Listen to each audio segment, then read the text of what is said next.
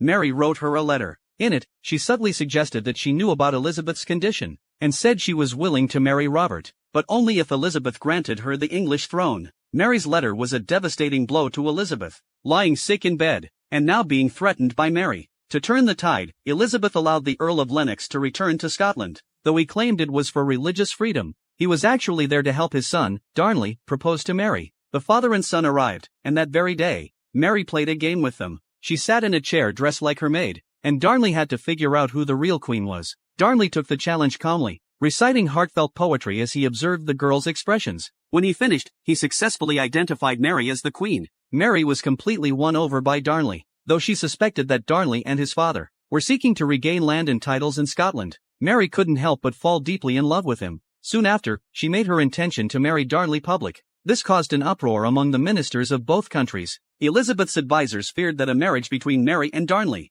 would unite two powerful Stuart families, posing a greater threat to Elizabeth's throne. Mary's advisors, on the other hand, thought she shouldn't refuse Robert's proposal, as it could harm relations between Scotland and England. But Mary believed that if she married Robert, she would always be controlled by Elizabeth. Moreover, Darnley promised he would never have any ambitions for her throne, so Mary was more than willing to marry Darnley, who she loved and who had no desire for her crown. Despite strong opposition, Mary went ahead and married Darnley, but just as she thought she could finally enjoy a sweet marriage, a harsh reality shattered her dreams.